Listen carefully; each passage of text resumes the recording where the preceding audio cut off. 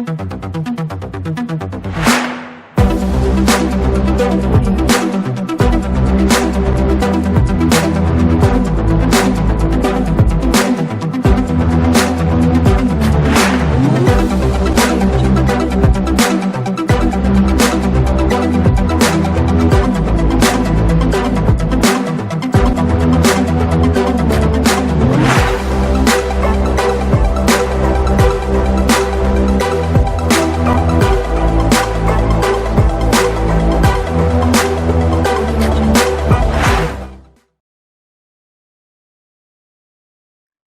Jasra, kami persilakan waktunya 10 menit.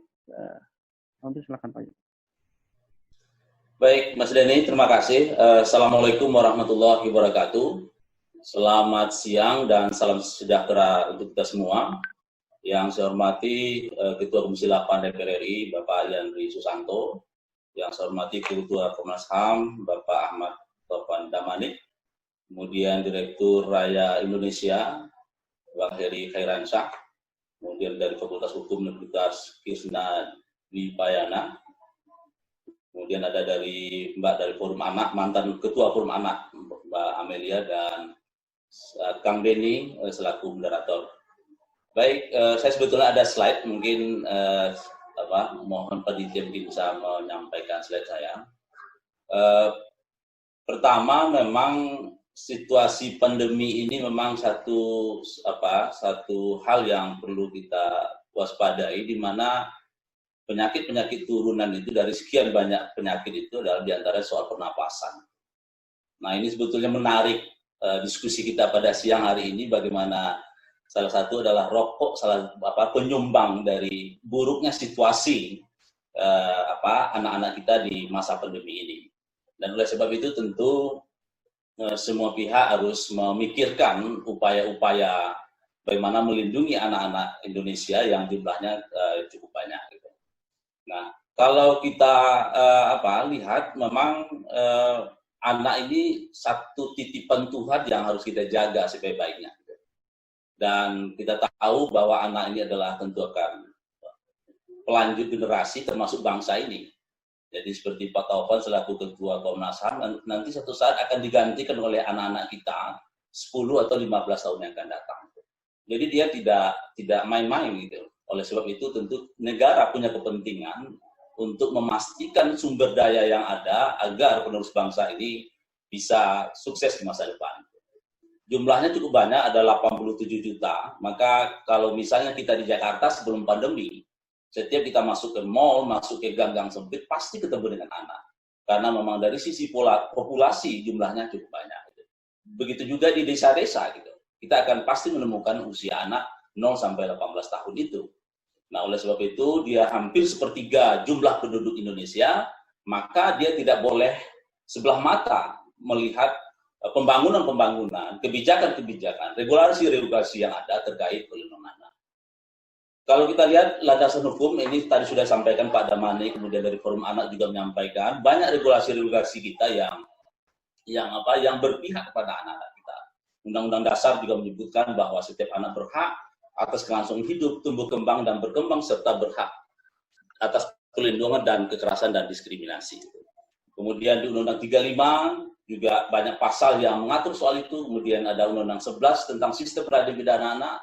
Dan semua regulasi-regulasi ini tentu turunannya sangat banyak, baik peraturan pemerintah, peraturan daerah, dan seterusnya.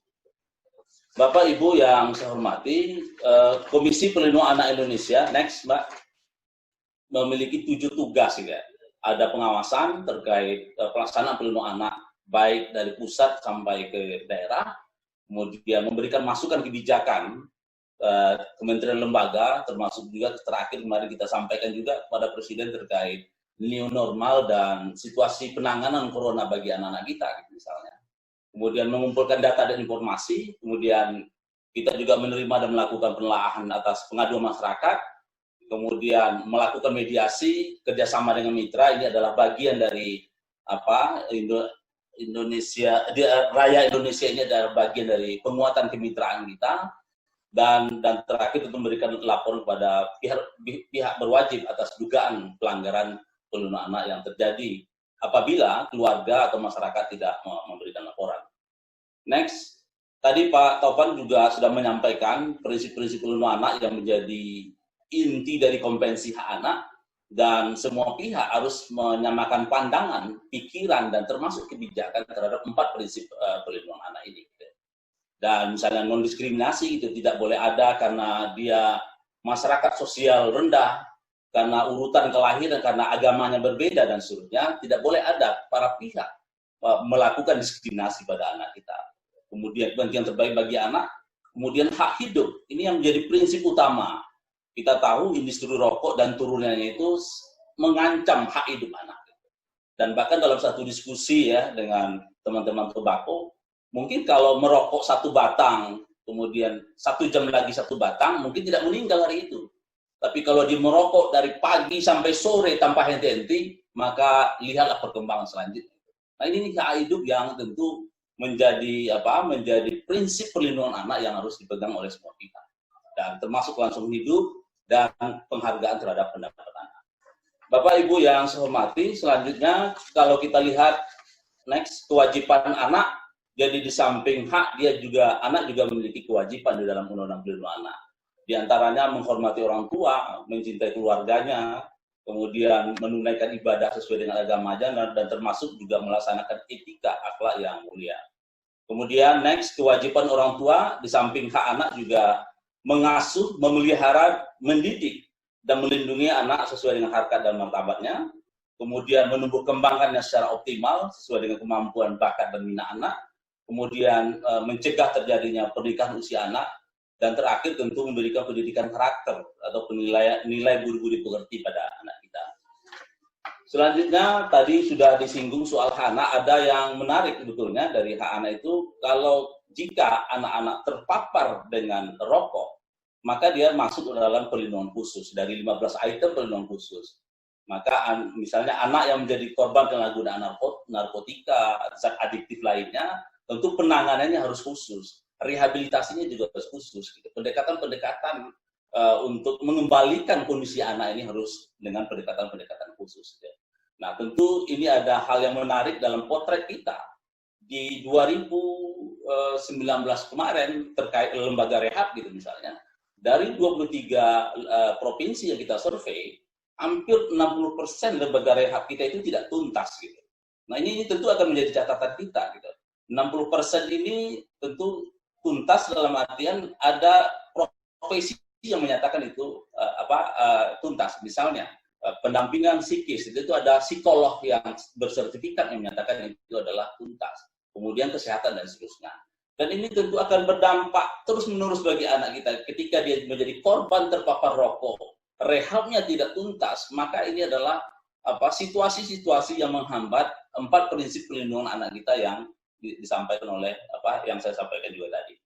Selanjutnya, Mas, ini data kita di selama pandemi, setidaknya ada 3 data dalam pengaduan yang masuk kita.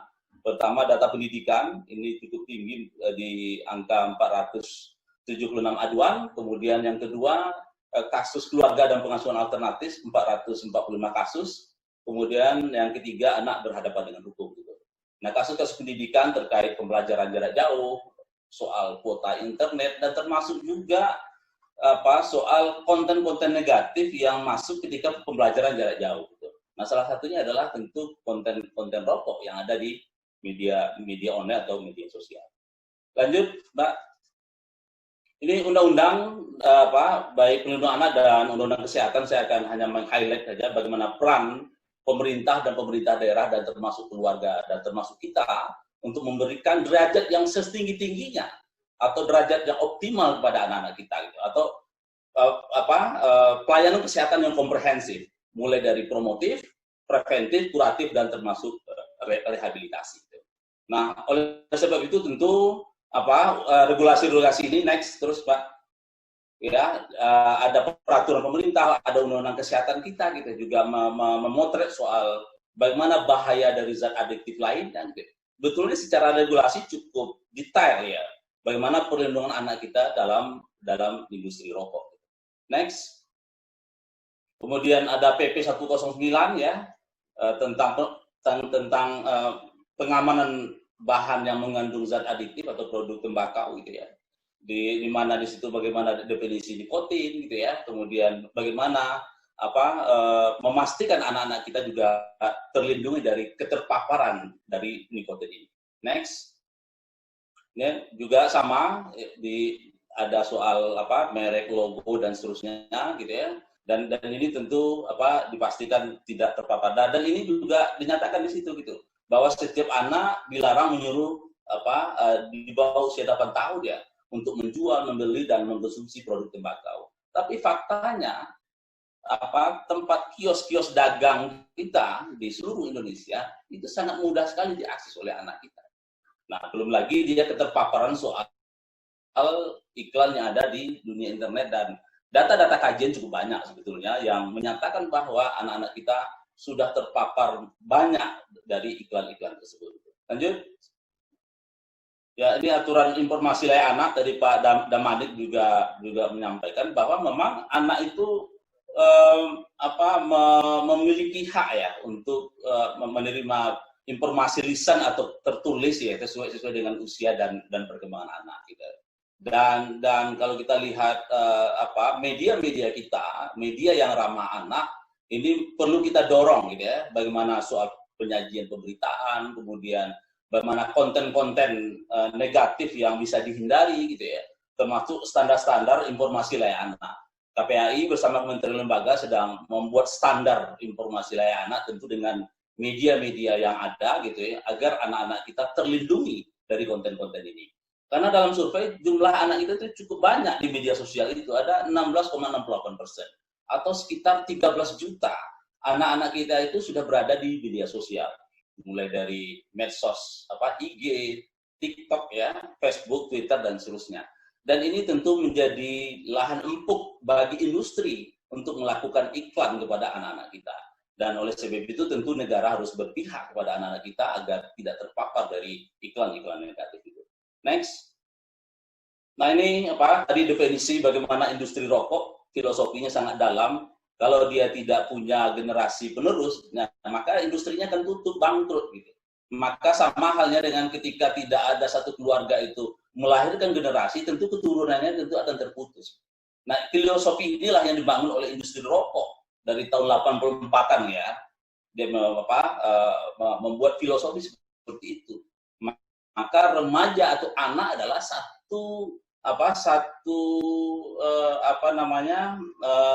pemakai ya yang tentu akan menjanjikan bagi industri rokok. Nah, bagaimana keterpaparan anak-anak kita di iklan gitu misalnya, sebanyak 8 kegiatan promosi atau sponsor rokok ya, ini sebelum pandemi teman-teman Koalisi Nasional Masyarakat Sipil melakukan survei gitu ya, itu menyatakan sponsor rokok berhubungan dengan status merokok usia anak kurang dari 18 tahun.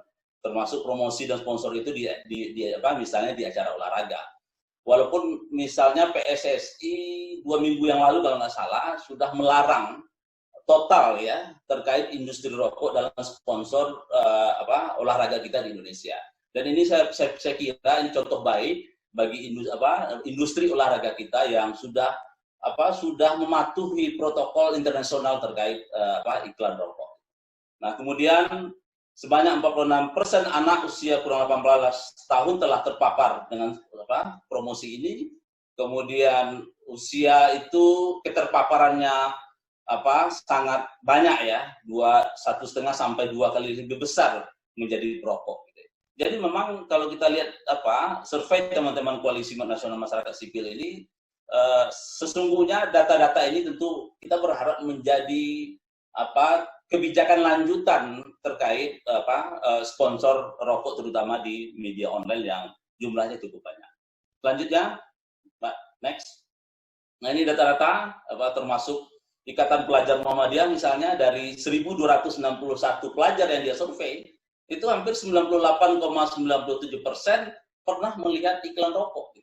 Dan itu dia juga melihat di situs-situs atau pemberitaan-pemberitaan yang itu cukup banyak gitu, baik itu di IG, YouTube gitu ya, kemudian Facebook dan seterusnya. Dan tentu ini akan usia merokok anak akan menjadi meningkat ya kalau ini terus kita biarkan. Next. Ya, apa advokasi yang sedang dilakukan oleh KPAI? Pertama, kita tentu berharap RUU penyiaran segera disahkan oleh DPR dan kita berprinsip zero toleran untuk iklan rokok di televisi. Walaupun ini tidak mudah ya, tentu industri televisi akan berjuang juga untuk bagaimana RUU ini inginnya adalah RUU yang seperti sekarang itu, RUU pembatasan ya. Jam 9.30 baru masuk iklan rokok sampai jam 5. Nah, yang kedua, tentu kita juga sedang mendorong ada rancangan peraturan presiden tentang kota atau kabupaten layak anak, di mana di 26 indikator itu ada kawasan tanpa rokok, dan ini adalah bagian advokasi kita dengan kementerian dan lembaga. Kemudian kita juga sedang kawal PP nomor 109 tahun 2012 menjadi undang-undang. Tentu perbaikannya sekali lagi tetap memperhatikan kepentingan terbaik bagi anak. Dan di kita sebelum pandemi, hampir 1-50 DPRD provinsi dan kabupaten kota berkonsultasi kepada kita terkait ramperda kebijakan perlindungan anak di daerah. Dan kita juga dorong isu rokok ini adalah bagian sorotan bagaimana daerah juga melakukan kebijakan-kebijakan berpihak pada anak. Kemudian ini ada proses persiapan naskah akademik terkait rokok elektrik ya, yang menjadi kekhawatiran kita, anak-anak dan remaja juga memakai rokok elektrik itu. Lanjut. Next. Kemudian tentu kota atau kabupaten layak anak ini setiap tahun ada evaluasinya, monitoringnya, dan KPAI diajak untuk melakukan evaluasi sampai melihat situasi-situasi lapangan, apakah sistem yang dibangun oleh pemerintah daerah dalam bentuk isian input oleh sistem itu betul-betul nyata di lapangan. Kita juga cek gitu, bagaimana regulasi ini antara praktek tidak muncul gap di lapangan. Kemudian kita juga dorong di RPJMN gitu ya, 2020 dan 2024 bagaimana negara dan pemerintah juga bisa merespon setinggi-tingginya gitu ya. Kalau di targetnya kan 8,7 gitu ya. Dari baseline yang kita punya hari ini 9,1%. Kemudian kajian-kajian termasuk soal kemarin ada Super Soccer gitu ya. Salah satu industri rokok juga disponsori di luar negeri. Jadi ada anak-anak kita yang dilatih bola ke luar negeri, kemudian disponsori oleh salah satu industri rokok. Kemudian kita juga melakukan koordinasi dengan Kominfo terkait internet ramah anak, dan salah satunya adalah iklan-iklan negatif seperti rokok gitu. Kemudian kita juga dorong sekolah ramah anak dan kawasan pendidikan yang tentu jauh dari iklan-iklan rokok. Next. Ya, RUU penyiaran ini tentu kita berharap semua termasuk Bapak Ibu yang peserta yang hadir pada hari ini, mari kita sama-sama kita kawal gitu. Bagaimana RUU penyiaran ini tentu zero iklan rokok gitu, termasuk di internet, dan ini tentu adalah upaya kita, keberpihakan kita untuk menyelamatkan anak-anak Indonesia yang terpapar dari rokok. Dan tadi Pak Damanik bahwa Indonesia belum meratifikasi FCTC, mudah-mudahan ini segera gitu ya. Karena hanya 7 negara yang tidak meratifikasi itu. Dan kalau kita lihat 7 negara ini, mohon maaf, negara-negara yang tidak terkenal gitu ya. Malawi, Monaco, Somalia gitu ya. Dan ini tentu menjadi keprihatinan kita kalau kita ikut kepada 6 negara yang kalau kita lihat pembangunan terkait anaknya kan lebih tinggi daripada kita. Itu kira-kira Mas Denny, pengantar diskusi kita. Terima kasih. Assalamualaikum warahmatullahi wabarakatuh. Ya. Terima kasih Pak Topan atas jawabannya. Jadi mudah-mudahan Pak Komnas HAM bisa kembali mendorong lagi pemerintah untuk segera aksesi FCTC Pak, dan perketat aturan-aturan yang lain. Tanggapan selanjutnya kami memohon dari Pak Jasra terkait dengan beberapa pertanyaan itu. Mungkin juga secara spesifik tadi ada pertanyaan terkait dengan pelaksanaan KTR di daerah dan juga revisi PP 109 Pak. Bisa silakan. Ya, terima kasih Mas Denny. Setidaknya ada 3 pertanyaan dari saya. dari audien ya. Pertama dari Pak Bekti Ananda Eka Putra dari IAIN Ponorogo, gitu. Bagaimana cara atau pendapat Bapak terkait ada aparat ya yang merokok di depan anak, gitu. Kemudian dia juga meniru perilaku yang sama, gitu. Jadi memang saya misalnya ketika menyalon di KPAI, salah satu kode etik yang harus saya tanda tangani adalah tidak boleh merokok. Jadi kalau saya merokok, maka saya adalah melanggar etik, itu satu. Nah tentu yang kedua, kita berharap karena kan stakeholder pelindungan anak ini kan banyak ya, ada pemerintah daerah, ada masyarakat itu termasuk juga pewarta kita gitu, atau media kita gitu, termasuk orang tua gitu, bersama-sama memberikan hak perlindungan anak secara maksimal gitu. Nah kalau sekiranya ada para petugas atau pejabat kita dalam merokok sembarangan di kantor atau dan seterusnya gitu. Dan ini tentu memprihatinkan kita. Karena sekali lagi memang di samping anak ini merokok karena juga pengaruh iklan, juga melihat orang-orang terdekatnya dia gitu, orang-orang yang berada di lingkungan dia. Dan untuk kita catat bahwa perokok pemula kita itu tertinggi di Asia Tenggara gitu ya. Jadi mulai dari baby itu sudah ada kasus-kasus yang masuk di kita. Misalnya ada kasus di Bandung gitu ya. Ada seorang anak yang jantungnya bocor gitu. Setelah didalami perilaku orang tua dan seterusnya, kontrakan 3x4 itu setiap hari asap rokok itu diputar di sana gitu. Ya tentu ya akan berdampak kematian bagi balita itu. Dan kasus-kasus serupa saya pikir banyak diberitakan oleh teman-teman media termasuk juga terlaporkan oleh kita. Jadi kajian-kajian terkait dampak buruk rokok, kemudian termasuk juga bagaimana orang dewasa harus memberikan teladan terbaik, ya tentu ini adalah upaya-upaya bagian pencegahan kita agar anak-anak tidak semakin digiring atau semakin menjadi korban dari situasi yang tentu mengancam dia. Di udara melalui internet dia diiklankan habis-habisan, kemudian orang tuanya juga perokok, pejabatnya mungkin satu saat ada acara pertemuan dan segala macam ada anak di situ juga merokok dan seterusnya. Dan ini tentu perilaku ini tentu harus bersama-sama kita ingatkan. Regulasi mungkin sudah banyak ya disampaikan tadi gitu. Di samping tentu kita berharap di Hari Anak Nasional ini kita berharap Bapak Jokowi ya bisa menandatangani FCTC itu gitu. Kalau itu sudah ditandatangani ya mudah-mudahan kontrol industri ini kan bisa diukur gitu. Kalau hari ini kan kita nggak bisa mengukur industri itu, apalagi iklan yang disampaikan oleh Bang Riansah tadi soal bagaimana media-media mainstream gitu, setiap saat kita bisa melihat iklan rokok di sana. Dan tentu belajar dari rumah, belajar jarak jauh yang hampir 96 kabupaten kota pada hari ini, anak-anak kita pasti melihat iklan itu. Dan Presiden juga menyampaikan 70 juta anak-anak Indonesia ini kan terdampak dengan COVID. Ya, soal pembelajaran jarak jauh, keluarganya di PHK dan seterusnya. Nah, ini situasi-situasi yang tentu negara tidak boleh abai dan harus hadir gitu ya untuk berpihak pada anak-anak kita. Jangan sampai regulasi ini seperti satu rumah makan gitu, rumah makan Padang misalnya. Di sana ada tempe, ada ayam, ada rendang dan seterusnya. Tapi orang tidak bisa mencicipi menu-menu makanan itu gitu ya. Secara regulasi ada tapi tidak bisa diimplementasikan, tidak berpihak pada anak-anak kita. Nah, oleh sebab itu semua orang yang berhadapan atau bekerja dengan anak, dia harus mengerti dengan kode etik anak gitu.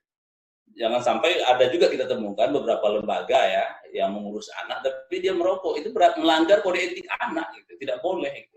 Nah, oleh sebab itu tentu perda misalnya kawasan tanpa rokok gitu ya, di sekolah, di masjid gitu, di tempat-tempat publik, ini pemerintah daerah harus tegas gitu. Ya, harus tegas dan kalau kita melihat di PP 109 itu kan ada teguran administratif, lisan gitu, kemudian ada penundaan iklan dan seterusnya. Memang kalau kita lihat di PP 109 itu ya ya tidak terlalu tegas. Nah, kita berharap di RUU penyiaran ini kan bisa negara hadir di situ gitu ya. Karena kalau kita lihat RUU penyiaran ini kan udah cukup lama ya, Kang Denny mungkin salah satu pengawal dari RUU ini ya. Prinsip kita zero toleran terkait iklan rokok di media gitu. Nah, kalau ini kita sudah bersama-sama stakeholder pelindungan anak ini harus dilindungi. Kemudian dia adalah aset bangsa yang tentu kita berharap 2045 itu adalah menjadi SDM unggul gitu ya. Tentu dari upaya-upaya ini kan harus kita lakukan dari awal gitu ya.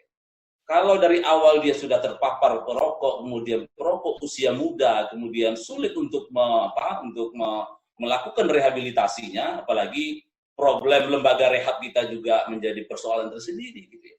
Dan ini tentu tumbuh kembang anak ini akan menjadi ancaman bagi generasi kita. Sehingga bonus demografi yang 2045 yang kita harapkan itu ya bisa menjadi bencana. Kalau kita dari awal stakeholder pelindung anak itu tidak hadir kepada anak-anak kita. Nah, oleh sebab itu Komisi Pelindungan Anak Indonesia terus memperkuat ya dukungan, kerjasama gitu, menyamakan satu pandangan terkait bagaimana anak-anak kita ini terlindungi dari industri rokok ini gitu. Karena sekali lagi banyak studi mengatakan ancaman-ancaman yang sangat luar biasa bagi tumbuh kembang anak dan termasuk juga bagaimana SDM unggul yang dicita-citakan oleh Bapak Presiden itu. Kemudian yang kedua tentu RUU penyiar ini adalah salah satu bentuk dan juga PP 109 ini kan sedang diproses ya untuk dinaikkan menjadi undang-undang. Ya tentu kita berharap semua fakultas hukum, kemudian kampus-kampus kita mengawal, semua stakeholder itu juga mengawal gitu ya, sehingga kepentingan terbaik pada anak itu memang betul-betul di dalam, kalau memang PP 109 ini dinaikkan statusnya menjadi undang-undang, ya setidaknya bisa menjawab sementara gitu ya, terkait industri rokok ini. Tapi sebetulnya kalau kita pengen firm ya tentu harus meratifikasi FTCT itu, karena di situ sangat komplit sekali bagaimana mekanisme pengawasan yang dibangun di situ gitu ya.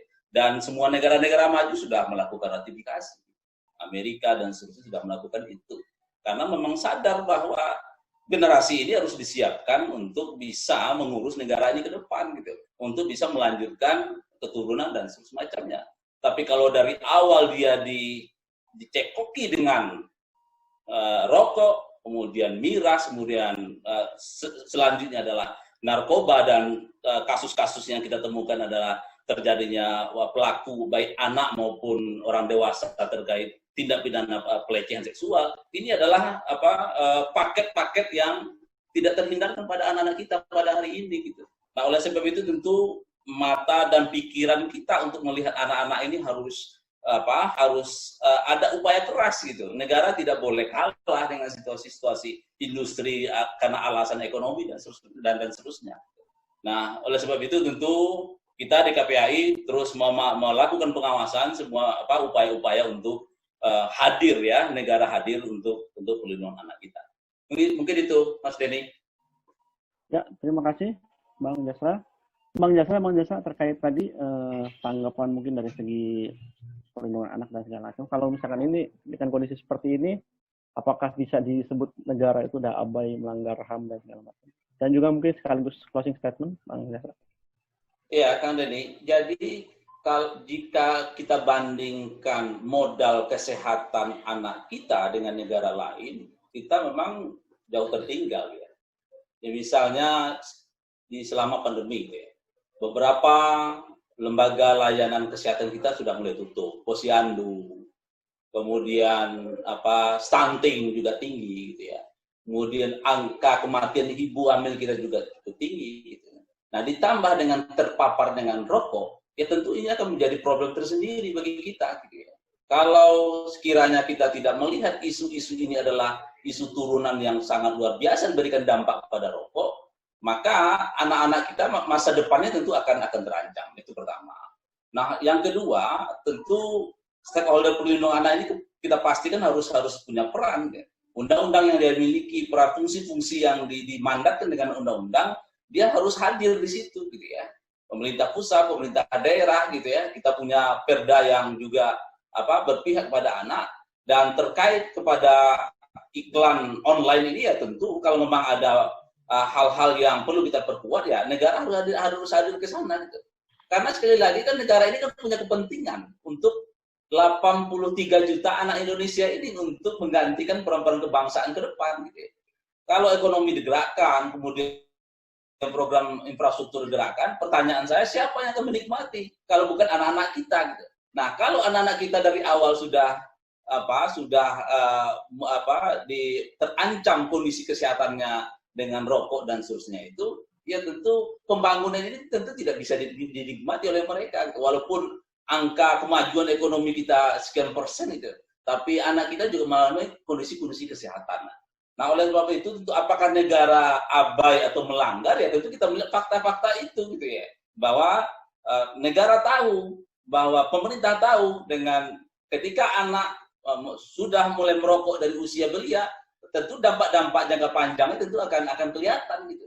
SDM unggulnya akan terancam, sekolahnya pun mungkin kalau dia, karena kan paket kejahatan yang kita lihat di anak itu kan rokok, narkoba, miras, kemudian pelecehan seksual.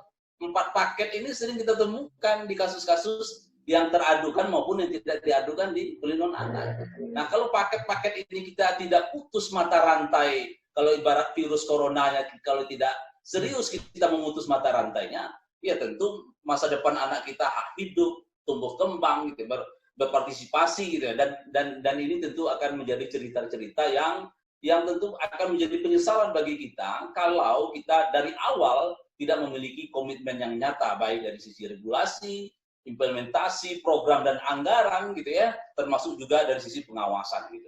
Kira-kira itu, Kang Denny.